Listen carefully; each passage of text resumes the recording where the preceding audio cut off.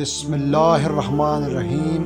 امریکہ کے ایک اسپتال میں ایک عجیب و غریب واقعہ پیش آیا اور اس واقعے کے زیر اثر امریکن ڈاکٹر مسلمان ہو گیا۔ مذکورہ اسپتال میں ایک روز ڈیلیوری کے 2 کیس ایک ساتھ آئے۔ ایک عورت سے لڑکا پیدا ہوا اور دوسری سے لڑکی۔ جس رات میں دونوں بچوں کی ولادت ہوئی، اتفاق سے نگران ڈاکٹر موقع پر موجود نہیں تھا۔ دونوں بچوں کی کلائی میں وہ پٹی بھی نہیں باندھی ہوئی تھی جس پر بچے کی ماں کا نام درج ہوتا ہے۔ تو نتیجہ یہ ہوا کہ دونوں بچے غلط ملت ہو گئے اور ڈاکٹروں کے لیے شناخت کرنا مشکل ہو گیا کہ کس عورت کا کون سا بچہ ہے، حالانکہ ان میں سے ایک لڑکی تھی اور دوسرا لڑکا۔ ولادت کی نگرانی کرنے والے ڈاکٹروں کی ٹیم میں ایک مسلمان مصری ڈاکٹر بھی تھے جس کو اپنے فن میں بڑی مہارت حاصل تھی اور امریکن ڈاکٹروں سے اس کی بڑی اچھی شناسائی تھی، اور اپنے سٹاف کے ایک امریکی ڈاکٹر سے گہری دوستی بھی تھی۔ دونوں ڈاکٹر سخت پریشان تھے کہ اس مشکل کا حل کیسے نکالا جائے۔ امریکی غیر مسلم ڈاکٹر نے مصری ڈاکٹر سے کہا کہ تم تو دعویٰ کرتے ہو کہ قرآن مجید ہر چیز کی تنبیہ و تشریح کرتا ہے، تو اب تم ہی بتاؤ کہ ان میں سے کون سا بچہ کس عورت کا ہے۔ مصری ڈاکٹر نے کہا کہ ہاں، قرآن مجید میں بے شک ہر معاملے میں نص ہے اور میں اسے آپ کو ثابت کر کے دکھاؤں گا۔ اور جامعہ ازہر کے بعد شیوخ سے اس مسئلے میں استفسار کیا اور امریکن دوست ڈاکٹر کے ساتھ کی گئی اپنی بات چیت کی ردعات بھی پیش کی۔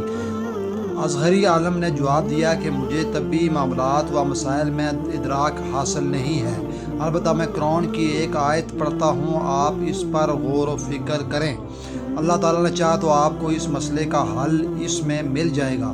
چنانچہ اس عالم نے درج ذیل آیت پڑھ کر سنائی۔ ترجمہ: مرد کا حصہ 2 عورتوں کے برابر ہے، سورہ نساء آیت نمبر 11۔ مصری ڈاکٹر نے اس آیت میں غور و تدبر شروع کر دیا اور گہرائی میں جانے پر اسے اس مشکل کا حل بالآخر مل گیا۔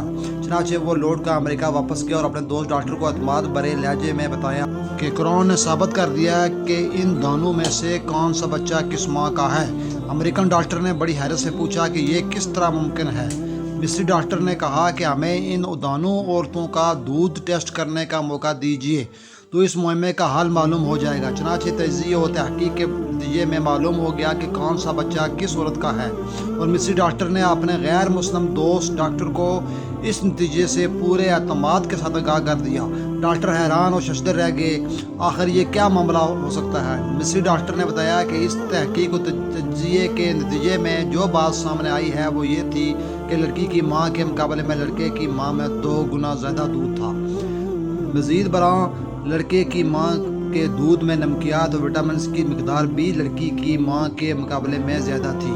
پھر مصری ڈاکٹر نے امریکن ڈاکٹر کے سامنے قرآن کریم کی وہ متعلقہ آیت تلاوت کی، مرد کا حصہ 2 عورتوں کے برابر ہے، جس کے ذریعے اس نے اس مشکل کا حل تلاش کیا۔